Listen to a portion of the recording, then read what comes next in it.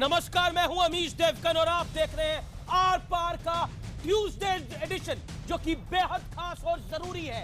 एक पुरानी कहावत है, आप लोगों ने सुनी होगी कि 3 बुलाए 13 आए, लेकिन एंटी नोटबंदी वाले नेताओं पर यह कहानी ठीक उल्टी पड़ गई। कैसे, हम आपको समझाएंगे। नोटबंदी के खिलाफ कांग्रेस की बुलाई बैठक पूरी तरह फ्लॉप शो साबित हुई। कांग्रेस ने 15 दलों को न्योता भेजा था, लेकिन आए सिर्फ और सिर्फ 7।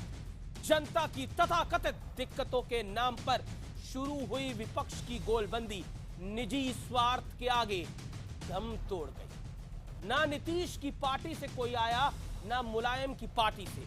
बीएसपी, एनसीपी, लेफ्ट सबने इस गोलबंदी से दूर रहना ही बेहतर समझा।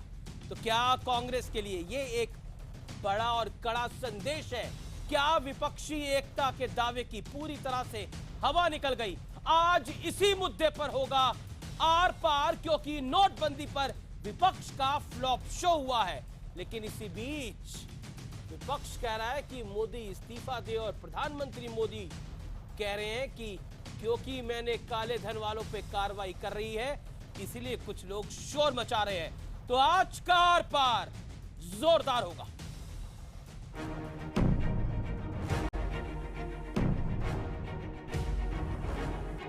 आज आर पार में नोटबंदी पर खंडित विपक्ष का बड़ा विश्लेषण होगा, क्योंकि बुलावा था सोनिया और राहुल का, लेकिन BSP, SP, NCP, JDU, left एक एक करके तमाम दल नोटबंदी के खिलाफ इस बैठक से दूर होते गए और अंत में लालू और ममता के साथ से ही कांग्रेस को संतोष करना पड़ा। मोदी बनाम विपक्ष की लड़ाई में पीएम मोदी तो वहीं के वहीं खड़े हैं, लेकिन विपक्ष खंड खंड हो गया है। और इसी बीच पीएम मोदी ने आज नोटबंदी के विरोधियों पर बड़ा प्रहार किया है। चोरों के सरदारों पर ही पहले वार कर रहा है। भाइयों बहनों, देश को काले धन ने भी बर्बाद किया है, देश को काले मन ने भी बर्बाद कर दिया है। काला मन भी जाना चाहिए, काला धन भी जाना चाहिए। राहुल और सोनिया के इस फ्लॉप शो की कुछ बड़ी वजह है। विपक्ष के कई दलों के बीच सत्ता संघर्ष चल रहा है। पश्चिम बंगाल में लेफ्ट और ममता बनर्जी के बीच, यूपी में एसपी और बीएसपी, और पंजाब में कांग्रेस और केजरीवाल के बीच टकराव है। स्विस सरकार ने आपको एक लिस्ट दी है, उसमें हिंदुस्तान के सब बैंक अकाउंट होल्डर्स के नाम हैं।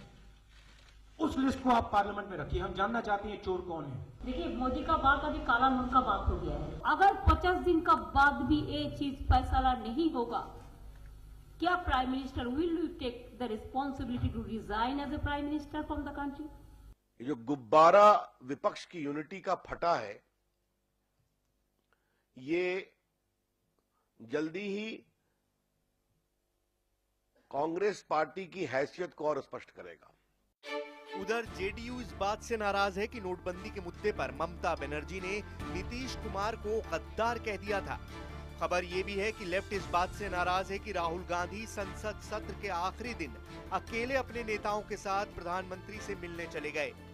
तो सवाल यही है कि क्या जनता की तकलीफ के नाम पर शुरू हुई विपक्ष की लड़ाई आपसी स्वार्थ की बलि चढ़ गई? और आज इसी मुद्दे पर होगा आर पार।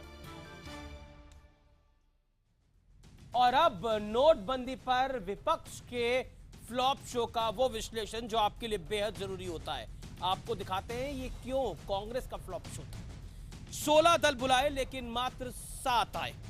निजी स्वार्थ में बिखर गया विपक्ष। कांग्रेस की लीडरशिप पर यह बड़ा सवाल खड़ा करता है, क्योंकि क्या विपक्ष को कांग्रेस की लीडरशिप पे भरोसा नहीं है? राहुल गांधी की लीडरशिप पे भरोसा नहीं है? एसपी, बीएसपी और लेफ्ट टीएमसी के बीच आपसी टकराव है। उनके राज्यों में, पंजाब में आम आदमी पार्टी और कांग्रेस सामने सामने खड़े हैं। जनता की लड़ाई, क्योंकि जनता का दर्द विपक्ष समझ रहा था। उस जनता की लड़ाई में अपना दर्द यानी निजी स्वार्थ महत्वपूर्ण निकला, जोरदार निकला। इसीलिए विपक्ष की गोलबंदी अधूरी रह गई। आइए अब आर पार का आगाज करते हैं, यानी उस डिबेट का आगाज करते हैं जिसका आप सुबह से इंतजार कर रहे होते हैं। तो आज का पैनल भी जोरदार और जबरदस्त है। मेरे साथ आज की इस बहस में श्रीकांत शर्मा जो कि मीडिया चीफ हैं, राष्ट्रीय सचिव हैं, ruling party Bharatiya Janata party के हैं। मेरे साथ मनोज झा हैं, लर्नेड प्रोफेसर हैं, प्रवक्ता हैं आरजेडी के। मेरे साथ पवन वर्मा साहब हैं जो कि सांसद हैं, वरिष्ठ नेता है जनता दल यूनाइटेड के। मेरे साथ रंजीत रंजन मैडम है जो कि सांसद है कांग्रेस पार्टी की और वरिष्ठ नेता है कांग्रेस की। मैं रंजीत रंजन आप ही के साथ इस डिबेट का आगाज करना चाहता हूं और छोटी सी एक रियल स्टोरी बताना चाहता हूं जो कि आज की प्रेस कॉन्फ्रेंस में हुई, क्योंकि मैंने अपने व्यूअर्स को फेसबुक पे प्रॉमिस किया था कि मैं आपको वो कहानी जरूर सुनाऊंगा। रियल स्टोरी है ये। आज जब मेरा जैसा एक पत्रकार राहुल गांधी साहब से सवाल पूछ रहा था, महत्वपूर्ण सवाल पूछ रहा था, उसने एक सवाल पूछा कि मैडम सर आप ये बताइए कि आपके बगल में ममता बनर्जी बैठी हैं, वो तो नोटबंदी को रोल बैक का डिमांड कर रही हैं, यानी वो नोटबंदी की वापसी की डिमांड कर रही है, तो आप क्या कहना चाहते हैं? तो राहुल गांधी जरा आपने क्या कहा, पहले उन्होंने लेफ्ट देखा, फिर राइट देखा और फिर वो बोले कि वो उनकी मांग है, अब मैं क्या कहूं इसके ऊपर। क्या आपको लगता है कि विपक्ष जिसका एजेंडा एक होना चाहिए था, अगर आपको नोटबंदी पे लड़ाई कर रही थी, वो एजेंडा अलग अलग है? एक नोटबंदी को की वापसी की डिमांड कर रहा है और दूसरे को पता नहीं कि वो क्या कहे। व्हाट यू हैव टू से?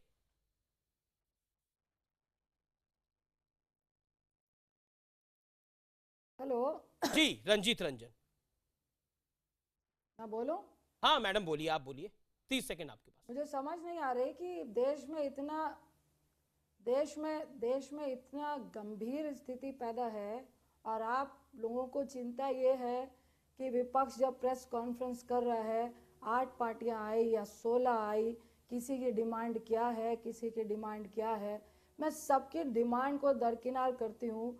मुझे नहीं लगता अमित जी कि जो जनता 95 करोड़ के पास इंटरनेट नहीं है, शायद आपका चैनल भी नहीं देखते होंगे, उनको अपनी सब्जियों के ना बिकने की चिंता है, ना कि विपक्ष में कौन उसके पक्ष में बोल रहा है, कौन उसके पक्ष में नहीं बोल रहा है। मैं मोदी जी की बात बताती हूँ। उन्होंने कहा कि मैं तो चौकीदार हूँ, चौकीदारी कर रहा हूँ।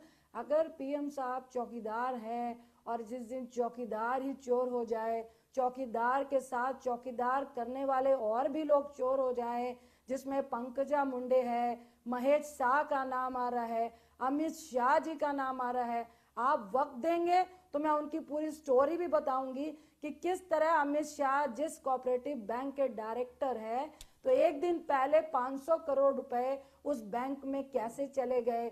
ये वो शाह कौन है जो 12,830 करोड़ रुपए डिक्लेयर करना चाहता था, जिसके बारे में ये कहा गया कि भाई वो उसको ग्रीन रास्ता मिला हुआ था जब मोदी जी पीएम थे।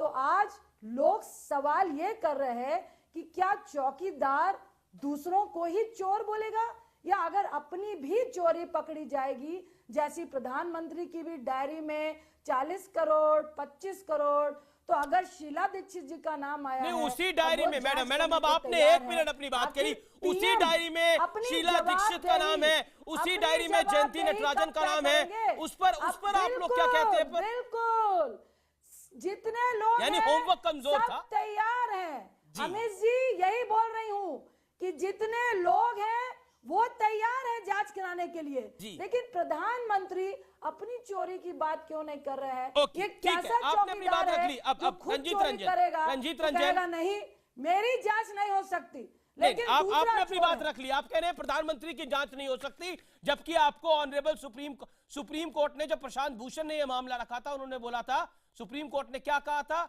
सुप्रीम कोर्ट ने कहा था कि आपके पास तथ्य पूरे नहीं है, आपके पास सबूत नहीं है, जीरो सबूत के आधार पर कोई कार्रवाई नहीं हो सकती। That is also a fact, that is also a fact. उन्हीं पेपर्स को आप ले लेके घूम रहे हैं। ओके मैडम, अब आप पुरानी बहस को करना चाहते तो करिए। मैडम अब आप फिर एंकरिंग नहीं कर रहे हैं। नहीं रंजीत रंजन, मुझे पता है एंकरिंग क्या होती है और मैं एंकरिंग करना जानता हूँ। Don't teach. अमित जी इसका जवाब बीजेपी, मैं बीजेपी से ले रहा हूँ, मैं बीजेपी से ले रहा हूँ, आप मुझे मेरा काम मत बताइए। देने दीजिए। नहीं, मुझे लेने दीजिए उनसे जवाब, मैं ले लूंगा अपने आप जवाब। मैडम आप डिफेंस मत करिए। नहीं, मुझे कोई डिफेंस करने की जरूरत नहीं है, लेकिन मुझे सच बोलने की बेहद जरूरत है। मुझे सच बोलने की जरूरत है। जब सुप्रीम कोर्ट ने कहा है तो मुझे बताने की जरूरत है, उसकी डिमांड है और मैं बताऊंगा, अपने व्यूअर्स के लिए बताऊंगा। मैं ना रंजीत रंजन के लिए बताऊंगा, ना मैं श्रीकांत शर्मा के लिए बताऊंगा, मैं अपने व्यूअर्स के लिए सच्चाई जरूर बताऊंगा। Nobody can stop me from that. Shrikant Sharma, मालूम है आप किसके लिए बता रहे हैं? नहीं, आप कुछ भी कह सकती हैं। आप किसके लिए और किस तरह की एक्टिंग कर रहे हैं? I know that. Okay, I know that. Ranjeet Ranjan, आप अपनी बात कह ली, आपने अपनी बात कह ली, या कुछ कहना चाहती है? 30 सेकंड और ले लीजिए, शिकायत नहीं होनी चाहिए आपको। मैं रुक करता हूं श्रीकांत शर्मा का। श्रीकांत शर्मा, बड़े बड़े गंभीर आरोप रंजीत रंजन ने इस समय लगाए हैं, लेकिन उससे पहले ममता बनर्जी कह रही हैं कि अब 50 दिन होने वाले हैं, प्रधानमंत्री इस्तीफा कब दे रहे हैं। राहुल गांधी एक बार डायरी का जिक्र कर रहे हैं, बार कह रहे हैं कि हम लोगों की लड़ाई लड़ रहे हैं। मेरी आवाज उधर जा रही है कि नहीं? श्रीकांत शर्मा। अमीश बाबू, मैं बहुत विनम्रता से कहना चाहता हूं, हिंदी में एक मुहावरा है, चोर मचाए शोर। जिन लोगों ने कोयले की चोरी की, 2G स्पेक्ट्रम की चोरी की, कॉमनवेल्थ की चोरी की, एयरसेल मैक्सिस में चोरी की, जिन्होंने गेहूं की चोरी की, चावल की, चीनी की, VIP चॉपर स्कैम की, जिन लोगों ने सेना के साजो सामान में भी चोरी की हो, ऐसे पॉलिटिकल पार्टी के लोग जिनको देश की जनता ने खारिज कर दिया है, ऐसे पॉलिटिकल पार्टी के नेता जिनको कांग्रेस के नेताओं ने खारिज कर दिया है, और आज उनकी पोल खुल गई कि बुलाए थे 16 और पहुंचे 7, क्योंकि उनकी विश्वसनीयता नहीं है। जो राहुल गांधी अनर्गल बयानबाजी कर रहे हैं, उनकी बातों पर कोई भरोसा नहीं करता है, टोटल कंफ्यूजन में है। क्योंकि सबसे ज्यादा ये नोटबंदी के बाद अगर कोई पीड़ित है, कोई दुखी है, तो वो कांग्रेस पार्टी है और उसके उपाध्यक्ष राहुल गांधी हैं। क्योंकि अब उनको लग रहा है कि अब परत दर परत, अब इस देश में जो भ्रष्टाचार लंबे समय से कांग्रेस ने किया था, उसकी परत दर परत पोल खुल रही है। और 2.5 साल के अंदर राहुल एंड कंपनी केंद्र की सरकार पर खोटे 10 पैसे तक का इल्जाम नहीं लगा पाए, इसलिए अब उनको लग रहा है कि VIP चॉपर स्कैम में जिन लोगों ने दलाली इटली में दी थी, उन लोगों को सजा हो चुकी है, और अब वो जो इन्वेस्टिगेशन है वो राहुल के घर के बिल्कुल बाहर खड़ी हुई है। इसलिए ध्यान डाइवर्ट करो, झूठे आरोप लगाओ, और ऐसे आरोप श्रीमान राहुल गांधी जी आप लगा रहे हैं जो 4.5 साल पहले आप तो सुपर PM थे, आपके हाथ में तो CBI भी थी, इनकम टैक्स भी था, दुनिया की तमाम एजेंसियों आपके हाथ में थी, तब तो आप बाल बांका नहीं कर पाए नरेंद्र मोदी जी का है। और एक झूठा कागज दिखाकर देश की जनता को गुमराह कर रहे हो। ओके श्रीकांत, ये जनता गुमराह होने वाली नहीं है, और राहुल गांधी जी ये सरकार डरने वाली नहीं है। जितना कीचड़ उछालने का काम करोगे, उतना ही तेज गति से बेईमान भ्रष्टाचारियों के खिलाफ ये जंग जारी रहेगी, क्योंकि ये जंग सरकार की जंग नहीं है, ये जंग देश के ईमानदार लोगों की जंग है, जो लंबे समय से लोगों को इच्छा थी कोई इनका नेतृत्व करने वाला है, और आज मोदी जी के रूप में उनको एक नेतृत्व करने वाला नेता मिला है। श्रीकांत, आपने अपनी बात कर ली। मनोज झा मेरे साथ हैं, मेरे साथ पवन वर्मा है, रंजीत रंजन मैं आपके पास वापस आऊंगा, लेकिन मनोज झा मैं आपके पास आता हूं। नोटबंदी पर, विपक्ष की गोलबंदी पर पवन वर्मा की पार्टी आपके साथ नहीं थी, और उसका एक बड़ा कारण यह था कि जब ममता बनर्जी पटना गई थी तो उन्होंने बोला था गद्दार लोग नहीं आए, यानी इशारा उनका कहा था। आप बहुत समझदार हैं, बहुत पढ़े लिखे हैं मनोज झा साहब, आपको पता लग गया होगा। क्या कहना चाहते हैं? क्या आपको लगता है कि कांग्रेस की लीडरशिप पर भरोसा नहीं है विपक्ष को? मनोज झा। अमीश जी, एक बात मैं स्पष्ट तौर पे कह दूं। सबसे पहली बात कि मैंने बार बार इस बात को कहा कि किताब के हर पन्ने पे हर दल हो वो जरूरी नहीं है, लेकिन किताब का हिस्सा हो वो आवश्यक है। Being on the same page is not important, being part of the same book that is important, और वहां JDU RJD में कोई मतभेद नहीं है, नंबर 1। दूसरी चीज मैं बताऊं कि ये लम्हों की जो खता है मोदी जी की, उसकी सदियां सजा पाएंगी। अगर मैं आज राजनीतिक दल का प्रवक्ता नहीं होता अमीश जी, मैं कसम से कहता हूं कि जो हाहाकार मैंने अपनी इनफॉर्मल इकोनॉमी में देखी है, जो रूरल इकोनॉमी में देखी है, ये विपक्षी दलों की एकता का प्रश्न नहीं है। मुझे दुख है अमीश जी आपने हैशटैग लगाया और आज तक हैशटैग का जमाना है आजकल जी। हैशटैग की फ्लॉप शो। हुजूर, फ्लॉप शो राजनीति में नहीं होते हैं। जनता के बीच में जो संदेश गया है, आज जिस प्रकार की परिस्थितियां हमारे समक्ष हैं, 20 वर्ष पूर्व हम चले गए हैं, आर्थिक हाहाकार है। राजनीतिक दल कभी कभी निर्णय लेते हैं यहाँ नहीं, पर एक बात बताइए, आपने एक कहावत उससे हमारी मनोज झा जी, आपने एक कहावत, मैं 5 सेकंड लूंगा, आपने एक कहावत तो सुनी होगी जी, 3 बुलाए 13 आए, दे दाल में पानी। लेकिन यहाँ 13 बुलाए और 3 आए, फिर किस में पानी दिया जाए? अब मेरा सबब, मैं तो इसीलिए फ्लॉप कह रहा हूं ना। जी मनोज, नहीं, मुझे 20 सेकंड का वक्त दीजिए। जी लीजिए, 25 सेकंड। पॉलिटिक्स ऑफ टेलीटबीज का टाइम चल, अमीश जी, पॉलिटिक्स ऑफ टेलीटबीज का टाइम चल रहा है। आप मौलिक सवाल उठाएंगे, आप पाकिस्तानी हैं। आप कहेंगे कि मेरे इनफॉर्मल इकोनॉमी टूट गई है, और तमाम अर्थशास्त्री कह रहे हैं 5 से 6 वर्ष लगेंगे। आप देशद्रोही हैं।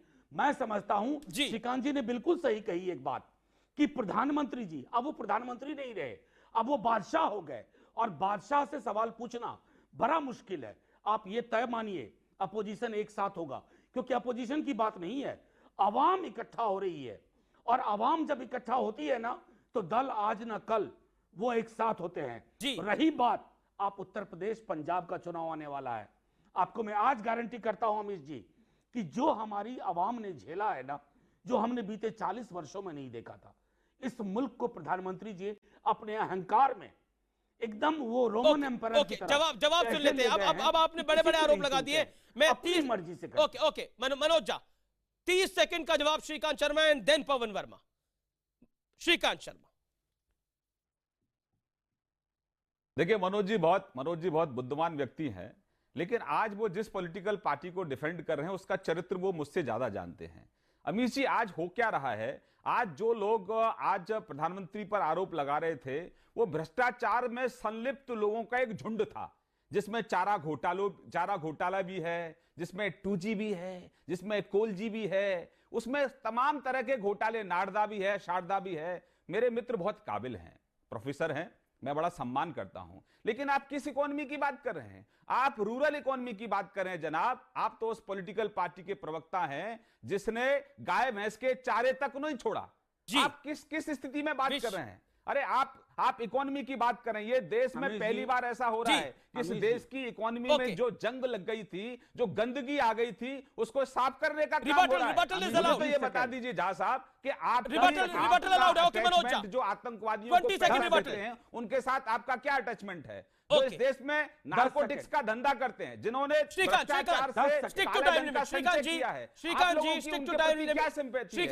गरीब की करते हैं, लेकिन वकालत आप उन चोरों की करते हैं। श्रीकांत शर्मा, आपने अपनी बात कह ली। अब okay, Manoj ji please go ahead. मैं सिर्फ 10 सेकंड प्लीज। जितने घोटालों की इन्होंने बात की, मैं स्वीकार करता हूं, वो सारे घोटाले आज अनुसंधान का विषय हैं। इसी मुल्क में डायरी एंट्री पे मुकदमे दर्ज हुए हैं। आप क्यों डायरी एंट्री को लेकर के उपहास करते हो? और रही बात पाकिस्तान, तो हुजूर मेरे प्रधानमंत्री से ज्यादा पाकिस्तान परस्त कोई नहीं है। उनकी मर्जी होगी तो वह चाय पीने उतर जाएंगे, उनकी मर्जी होगी तो हम लोगों को रिलोकेट करेंगे पाकिस्तान में। तो साहब, बादशाह के खिलाफ ना बोलने का दौर पर चल पड़ा है। लेकिन हुजूर, ये जमहूरियत है, ये बादशाहत का जमाना नहीं है। ईवीएम से आए हैं, ईवीएम से जाएंगे आप। ओके, ईवीएम से आए हैं, ईवीएम से जाएंगे। Okay, you made a point. Shrikant, मैं आपको अलाउ करूंगा, लेकिन पहले पवन वर्मा जी, एक बात हम समझते हैं, टीएमसी और लेफ्ट साथ ना आए। श्रीकांत, मैं आपको मौका दूंगा। श्रीकांत, मैं आपको मौका दूंगा। पवन वर्मा डिबेट में आए नहीं अभी तक। पवन वर्मा, टीएमसी और लेफ्ट साथ में नहीं आए, समझ में आता है। सपा बसपा ना साथ में आए, समझ में आता है। लेकिन जेडीयू और आरजेडी साथ में ना आए और कांग्रेस साथ में ना आए, यह समझ में नहीं आता क्यों?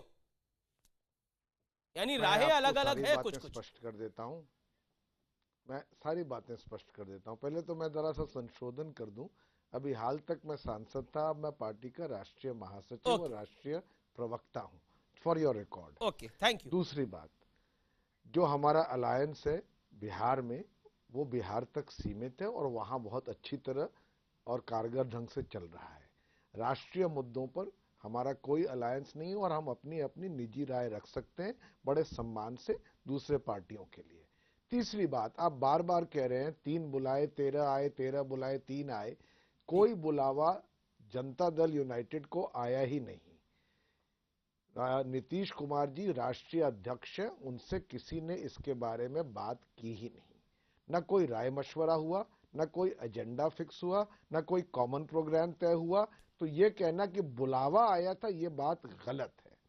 चौथी बात, हमने अपनी पार्टी में और नीतीश कुमार जी ने खुद एक सुनियोजित ढंग से राय बात करके एक पोजीशन अपनाई थी। आप अमित जी उस पोजीशन से अवगत हैं। वो पोजीशन ये थी कि हम सैद्धांतिक रूप में कोई भी कदम अगर सरकार लेती है जिसका लक्ष्य है कि काला धन और भ्रष्टाचार खत्म हो या कम हो, हम उसके साथ खड़े हैं। पर उसके क्रियान्वयन पर हमने टिप्पणी भी करी और आलोचना भी करी। और तीसरी बात, हमने कहा कि सरकार को कदम उठाने की जरूरत है काले धन के खिलाफ, जो बेनामी आप संपत्ति में है, जो अवैध शराब में लगा है, जो सोने में है और जो बाहर है। हमने ये कहा और हम उसके साथ चलते रहे हैं। अब सुन लीजिए आखिरी बात, मैं 10 सेकंड और लूंगा।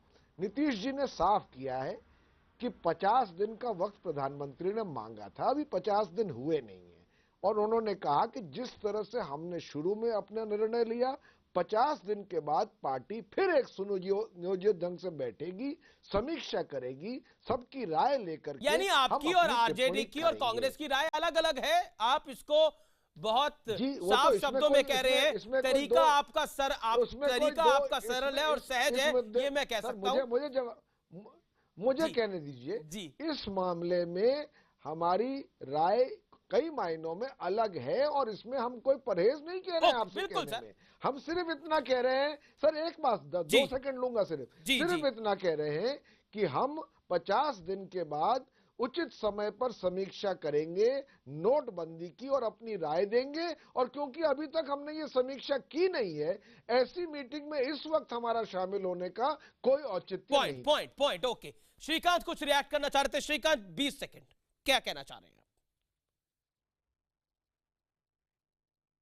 मैं इतना कहना चाहता हूं कि अभी हमारे मित्र ने सवाल खड़ा किया पाकिस्तान का। भाई आप समझदार हैं, बुद्धिजीवी हैं। विदेश नीति अलग होती है, रक्षा नीति अलग होती है। ये वही सरकार है जो आतंकवादियों को सीमा के उस पार जाकर मौत के घाट उतार कर आती है और दुनिया को प्रेस कॉन्फ्रेंस करके बताती है कि बेईमान पाकिस्तान दोबारा इस तरह की हरकत करेगा तो और बड़ा सर्जिकल स्ट्राइक होगा। बहुत बड़ी स्पष्टता है मनोज जी, यहां कोई कंफ्यूजन नहीं है। कंफ्यूजन वहां है जहां आप बैठे हैं। पहले दिन से राहुल गांधी कहते हैं कि चर्चा होनी चाहिए, चर्चा शुरू हो गई। चर्चा शुरू होते ही फिर कहने लगे कि नहीं नहीं नहीं, सारे समय प्रधानमंत्री को बैठना चाहिए। प्रधानमंत्री भी बैठ गए और अपनी बात भी कह ली। कांग्रेस के नेता बोल चुके थे, एसपी के नेता बोल चुके थे। तो कंफ्यूजन कांग्रेस में है और उसकी सबसे बड़ी वजह है कि कंफ्यूजन वाली कांग्रेस नहीं चाहती कि इस देश से भ्रष्टाचार समाप्त हो, क्योंकि जहां करप्शन है, रंजीत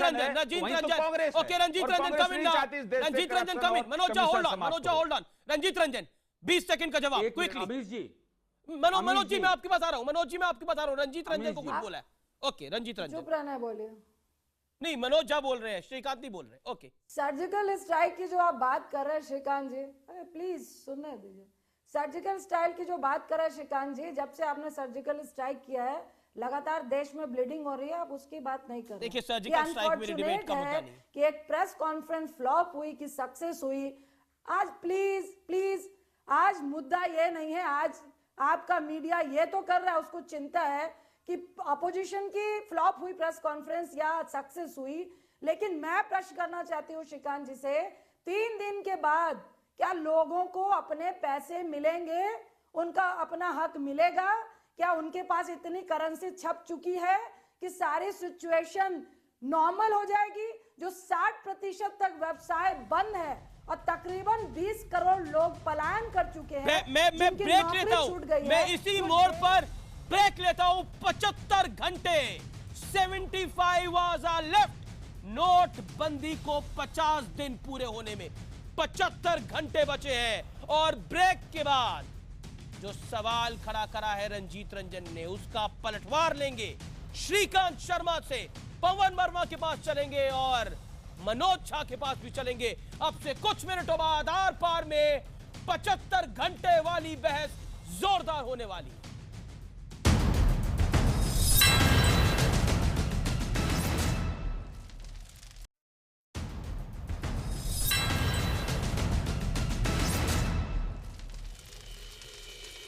आप देख रहे हैं आर पार में बड़ी बहस और मेरे साथ रंजीत रंजन, पवन वर्मा और श्रीकांत शर्मा है। मैं इस दौर में श्रीकांत शर्मा आपके पास आना चाहता हूं। जो ब्रेक से पहले रंजीत रंजन ने सवाल खड़ा करा, 75 घंटे लगभग बचे हैं, क्या आपको लगता है, क्योंकि आज प्रधानमंत्री ने बहुत कुछ बोला, अब की बार चोरों के सरदार पे वार हुआ है इसलिए विपक्ष परेशान है, रविशंकर प्रसाद ने बहुत सी बातें बोली, क्या आपको लगता है 75 घंटे पूरे होने के बाद विपक्ष के तेवर और तल्ख होंगे, कांग्रेस के तेवर और तल्ख होंगे?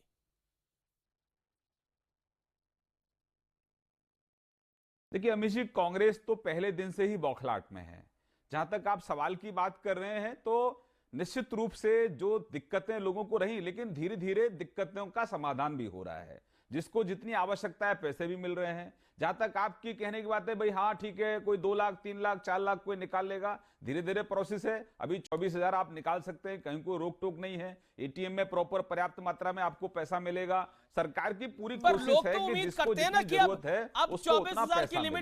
लेकिन यख प्रश्न नहीं, क्योंकि 75 घंटे पूरे हो रहे हैं। मैं अपने व्यूअर्स के लिए सवाल पूछ रहा हूं। लोग तो उम्मीद, श्रीकांत शर्मा कहते हैं कि 24,000 की लिमिट अब बंद होगी, हम भी 50,000 रुपए निकाल पाएंगे, अपने मन मुताबिक पैसे निकाल पाएंगे। उनके लिए आश्वासन क्या है श्रीकांत? अमीश जी, वो तो सरकार का काम है। ये योजना का जो कार्यकाल है 50 दिन का, वो समाप्त होगा तो सरकार अपनी तरफ से एक बयान देगी जिसमें सारी चीजों का उल्लेख होगा। और अभी आज की डेट में उस पर कोई टिप्पणी करना मैं मानता हूं उचित नहीं होगा, नंबर 1।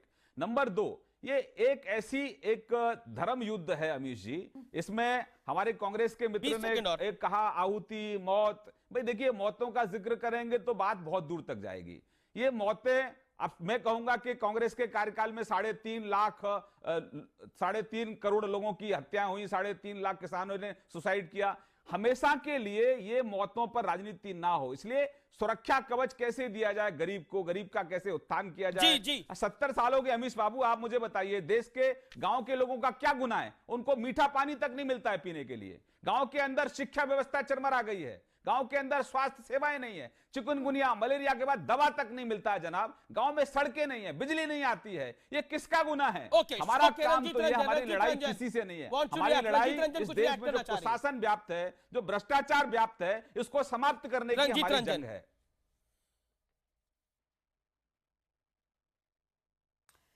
देखिए, मैं श्रीकांत जी फिर पूछूंगी, आप फिर बरगलाइए मत। आपने 50 दिन मांगे थे, पीएम साहब ने कहा सिर्फ 50 दिन दे दो, उसके बाद मुझे सड़क पे खड़ा करके, आगे मैं नहीं बोलूंगी पीएम ने क्या बोला। ना आप एसबीआई का चेयरमैन, ना आरबीआई का गवर्नर, ना ही आपके प्रधानमंत्री साहब ये कहने को तैयार हैं कि 50 दिन के बाद स्थिति सुधरेगी। आप यहाँ पे बैठ के बोल रहे हो 24,000 मिल रहे हैं। श्रीकांत भाई, 24,000 नहीं मिल रहे हैं, 5,000 मिल रहे हैं, कहीं 2,000 मिल रहे हैं, कहीं पे एटीएम में पैसा ही नहीं है, क्योंकि अभी तक 2 लाख एटीएम है, सिर्फ 50,000 एटीएम ही काम कर रहे हैं। ये वही बात हुई कि दर्जी के पास आप कपड़े सिलाने गए और दर्जी ने पहले सिल दिया, उसके बाद नाप ले रहा है। आप नोटबंदी पहले की और नापी आप ले रहे हैं आप नोटों की। मैं आपसे फिर पूछूंगी कि आज पीएम फिर बोल रहे हैं कि मैं चोरों के सरदारों को पकड़ रहा हूं। अरे चोरों के सरदार तो आपके ही निकल रहे हैं, महेश शाह निकल रहा है तो पंकजा मुंडे निकल रही है। और असल में जनता ने आपको डकैतों को पकड़ने के लिए बोला था, जो एनपीए है, मतलब चोरों को छोड़ दें। और आप पकड़ रहे हो। रंजीत रंजन, आप इशारा क्या कर रही है? चोरों को छोड़े, सिर्फ डकैतों को पकड़े। जिस तरह से आप इशारा क्या कर रही है? चोरों को छोड़ दे, डकैतों को पकड़े। सिर्फ चोरों डकैत दोनों को पकड़ना चाहिए। मैं जवाब दे दूं इनको, अमीश बाबू, मैं जवाब दे दूं? श्रीकांत, मैं बोलूं? अमीश जी, एक मिनट में जवाब, अमीश जी मैं जवाब दे दूं मैडम को? अमीश जी आपने पूछा। नहीं मैडम, आपका सवाल हो गया, अगर आपकी अनुमति हो तो मैं जवाब दे दूं। आपने पूछा, मैं जवाब दूं? नहीं, पहले अमीश जी ने पूछा, मैं जवाब दे रही हूँ। नहीं अमीश जी, इनका सवाल हो गया तो मैं जवाब दे दूं। ओके, लड़ रहे थे तो उन्होंने बोला था पहला मैं स्विस बैंक से काला धन लेके आऊंगा, तो पहले वो पकड़ना था, ओके श्रीकांत, जवाब संपत्ति पे आना था, फिर जो कैश में मात्र 1% काला धन है उसको आना था। मैडम मैं जवाब दे दूं आपको श्रीकांत अगर बोलिए। सवाल पूरे हो गए हो तो। श्रीकांत शर्मा गो एहेड। अमीश जी कांग्रेस का देखिए, आप कांग्रेस का बिलाप देखिए। कांग्रेस का बिलाप है, राहुल गांधी का बिलाप है। अडानी अंबानी के कर्जे माफ कर दिए, कॉर्पोरेट जगत का कर्जा माफ कर दिया। अरे भाई गुमराह मत करो, झूठ मत बोलो। आपने 36 लाख करोड़ का कर्जा कॉर्पोरेट घरानों का माफ किया राहुल गांधी। इसका जवाब कौन देगा? ये जो विजय माल्या है आपका परम मित्र है और उसको 2012 के अंदर 1,40,000 सुन लीजिए मैडम, मालवीय को गलत 1200 का देखिए, गलत लड्डू बात किसने कर रही हैं बनाया? आप। आपने अपनी बात अरे कही और आप मालवीय को सुनना नहीं 1200 का चाहती लड्डू किसने हैं। बनाया? अमीश जी, अरे आप अमीश जी, भी गलत जवाब बात। मांगते हैं तो आप कांग्रेस को कोसते हो। अमीश जी, अरे सत्ता पे आप है, हम नहीं है। सत्ता पे आप नहीं है, आपको श्रीकांत क्या जी। लगता है, आप क्या जवाब मतलब दीजिए। प्रिंसिपल लगी हुई है इस क्लास की? मतलब आप तय करेंगी कौन क्या जवाब देगा? नहीं, जवाब मैं दे रहा हूं, मेरा अधिकार क्षेत्र है, मुझे क्या बोलना है। प्रिंसिपल तो ये है। बेईमान भ्रष्टाचारी 70 साल लोग इस जिसने देश को राज गुमराह किया, करने की कोशिश करेंगे। 70 ये विजय साल माल्या जिसने कौन है? राज किया तो 1450 प्रिंसिपल तो वही करोड़ होगा। का कर्जा उसने खा लिया, एसबीआई ने उसके अकाउंट फ्रीज कर दिए। फिर आपने उसके अकाउंट को क्यों खुलवाया? आपने अकाउंट क्यों खुलवाए? और क्या आपने डील भी थी सेम राहुल काम गांधी की किया। विजय माल्या के साथ? और ये आपने बताइए, 1200 आप का बोलते हैं लड्डू बार बार क्यों दिया? अडानी अंबानी अंबानी अडानी, उतना तो आप मैडम सोनिया गांधी का भी नाम नहीं लेती हैं। उन्हीं की कंपनियों पर 1,85,000 करोड़ का कर्जा था। हम तो वसूली कर रहे हैं, वसूली। और जब हम वसूली कर रहे हैं तो दर्द आपको क्यों हो रहा है? क्योंकि आपके चहेते हैं, अभी इसलिए हैरान आपको केस को दर्द हो रहा रद्द कर है। दिया। ये वसूली और जारी कोर्ट ने रहेगी, रद्द कर ये दी वसूली उनका, और तेजी से उनकी होने वाली सुनवाई है। रद्द कर दी। ये वसूली तेजी से होने वाली है। काले धन पर क्या अब तो कहना है? कांग्रेस काले की धन पर क्या दुकान कहना बंद है? होने वाली क्योंकि है। रंजीत क्योंकि रंजन इस बार देश बार से ये सवाल कमीशन पूछ रही समाप्त हो है रहा और है। राहुल गांधी भी क्योंकि कह रहे हैं। हम कैशलेस इकोनॉमी की तरफ जा रहे हैं। राहुल गांधी कह रहे हैं कि स्विस बैंक से काला धन कब वापस आएगा? श्रीकांत शर्मा 20 सेकंड में इसका जवाब। रंजीत रंजन भी यही कह रही है। यही उसकी राहुल गांधी की मानसिक विकलांगता है। नहीं, राहुल गांधी की यह मानसिक विकलांगता है। राहुल गांधी चाहते हैं कि जो कुबेर थे जिन्होंने स्विस बैंक में पैसे रखे थे, सरकार अगर उनका नाम बता दे, सरकार उनका नाम बता दे तो शब्दों का उच्चारण ठीक करें। उनके खिलाफ कार्रवाई नहीं होगी। बोलने से पहले शब्दों का ध्यान रखिए, बौखलाइए नहीं तो झूठ बोलना बंद करे। राहुल गांधी के अगर आपके साथ बातचीत होती है तो उसको बोलो झूठ बोलना बंद करे।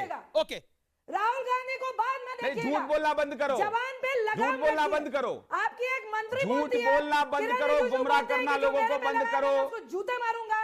आपकी मंत्री बोलती है जो लाइन में खड़े हैं वो लुटेरे हैं। जबान पे लगाम दीजिए और जवाब दीजिए। मैं कि कहता हूं आवाम को राहुल क्या गांधी करेंगे का आप? मानसिक जो दिवालियापन है आपसे कि वो सवाल झूठ किया बोलते जाए तो हैं। आपको राहुल गांधी याद आते हैं। जब आपसे राहुल सवाल गांधी किया का जाए तो मानसिक आपको दिवालियापन सोनिया है कि वो गांधी झूठ याद करती बोलते हैं, बेहतर वो है कि आप तथ्यों अपने पर बात नहीं प्रधानमंत्री को करते हैं। बोलें, जी। इस्तीफा दें। 2012 के अंदर आपके पास सत्ता में सूची थी लेके कि आए। नहीं थी? तब आपको आपने मालूम एसआईटी चलेगा का गठन 70 क्यों साल नहीं राज किया? कैसे किया? आपने देश के सामने जवाब सार्वजनिक सवाल क्यों की नहीं बात किए कीजिए। नाम? ओके, शब्दों का उच्चारण ठीक से 70 करें। साल मेरे राज किया, 70 साल देश को नहीं, हम लूट खाया भाषा का आपने। संतुलन मेंटेन आपने रखें। मेरी गरीब को गरीब गुजारिश। बनाया। श्रीकांत आप आपने अपनी बात कह ली। रंजीत रंजन अब आपने अपनी बात कह ली। मैं पवन आप वर्मा ये का रुख झूठा राग अलापना बंद कर दीजिए। देश अब झूठे जरा लोगों सा को स्वीकार एक करने मिनट। वाला नहीं है। ओके, चोरी और ओके। सीना जोरी। ओके, पवन वर्मा मैं आपका रुख करता हूं। मैं एक सवाल आपसे पूछना चाहता हूं। बार बार, क्योंकि आप फॉर्मल डिप्लोमेट भी है, बार बार ब्लैक मनी की बात होती है, बार बार ये वार पलटवार होता है कि आप काला धन वापस लेके आइए, स्विस बैंक से वापस लेके आइए। विपक्ष ये कहता है, सरकार कहती है कि हम लाने की पूरी कोशिश कर रहे हैं। मैं आपसे, क्योंकि राहुल गांधी ने एक बात कही और बहुत इंपॉर्टेंट बात कही, उन्होंने बोला कि ब्लैक मनी इस मुल्क में वापस आनी चाहिए, स्विस बैंक में जो जमा है। लेकिन हम सब जानते हैं कि ट्रिटी क्या है। ट्रिटी यह है कि जब तक कार्रवाई पूरी नहीं हो जाएगी, जब तक चार्जशीट फाइल नहीं हो जाएगी, तब तक नाम स्विस बैंक होल्डर्स के नाम सार्वजनिक नहीं किए जा सकते। क्रिमिनल चार्जशीट फाइल नहीं हो जाएगी तब तक वो नाम सार्वजनिक नहीं किए जा सकते। क्या आपको लगता है सिर्फ और सिर्फ गोल पोस्ट बदलने के लिए, विषय को बदलने के लिए इस तरह के विषय को उठाया जाता है, जो भी विपक्ष में होता है? योर टेक, पवन वर्मा। बहुत संक्षिप्त में कहना चाहता हूँ। पहली बात तो मैं ये कहना चाहता हूँ अपने सब मित्रों से कि थोड़ा सा भाषा पे नियंत्रण रखना जरूरी है। यही मेरी टिप्पणी थी जब आदरणीय ममता जी पटना आई थी और जिन शब्द का उन्होंने इस्तेमाल किया था, उस बात पर भी हमने यही कहा था। यही नीतीश कुमार जी की शैली भी है। तो आरोप प्रत्यारोप से जरा सा निकल के और संकीर्ण राजनीति से ऊपर उठ के अगर हम परिपक्व तरीके से इसको डिस्कस कर लें तब भी अच्छा होगा। आपने जो सवाल पूछा, मैं कहता हूं कि सब जानते हैं कि एक ट्रीटी है और नाम का खुलासा जब तक कार्रवाई ना हो नहीं सकती। तो अगर ये जानते थे नरेंद्र मोदी जी, और वो भी बड़े मैच्योर पॉलिटिशियन हैं, तो उन्होंने वादा इस तरह का क्यों किया चुनाव के दौरान कि मैं इतने दिनों के अंदर काला धन जो बाहर है वो ले आऊंगा और हर एक इंसान और नागरिक के जेब में 15, 16, 20 लाख रुपए डाल दूंगे? ये तो सवाल उठता ही है ना। आप वो चुनाव के समय में कोई भी वादा कर दें और फिर उसको पूरा न करें।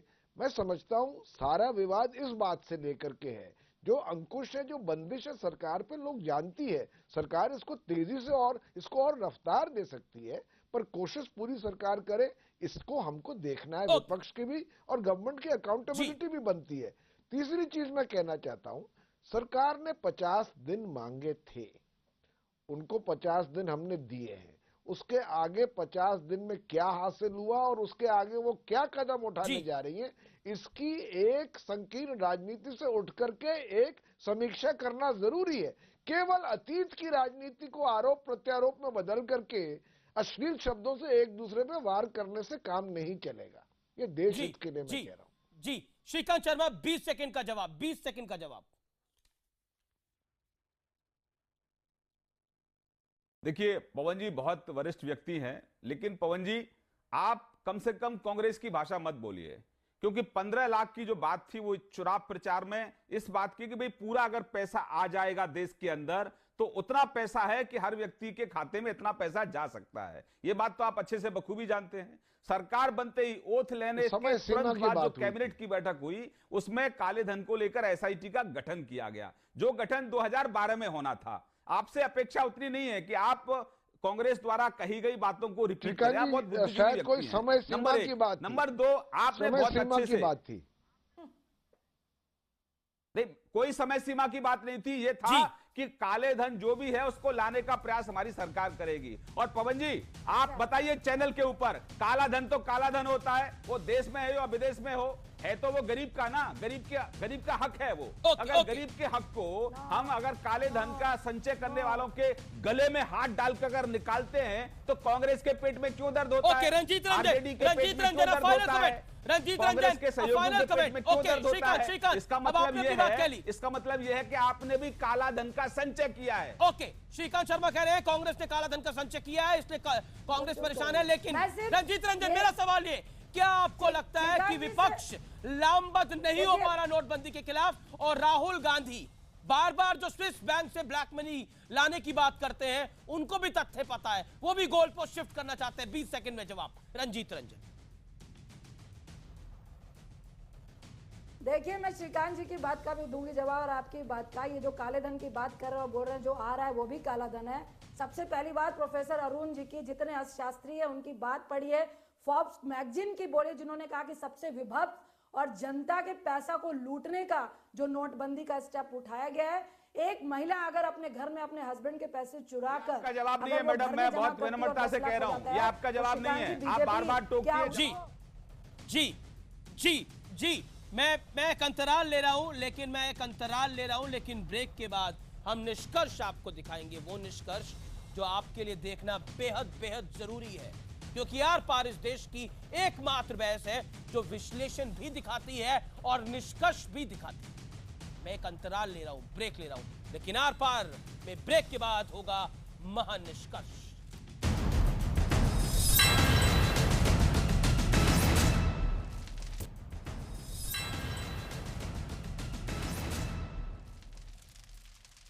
आप देख रहे हैं आर पार, और एंड में निष्कर्ष होता है।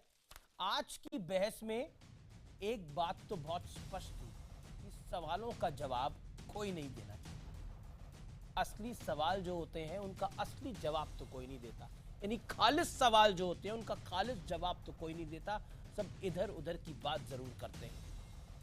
लेकिन आज का कंक्लूजन तो इतना ही है, विपक्ष की घेराबंदी देखकर ऐसा लगता है कि अभी मामला थोड़ा गोल है, क्योंकि जिस कहानी से मैंने शुरू करा था कि 3 बुलाए 13 आए, यहाँ पर उल्टा है, 13 बुलाए 3 आए, अब कहाँ पानी देंगे ये जनाब। तो बड़ी बात यह है क्योंकि विपक्ष का एक दूसरे पर भरोसा कम है, इसीलिए स्थिति ऐसी है। फिलहाल आर पार में इतना ही, लेकिन ब्रेक के बाद न्यूज 18 इंडिया पर होगा हम तो पूछेंगे सुमित के साथ। नमस्कार।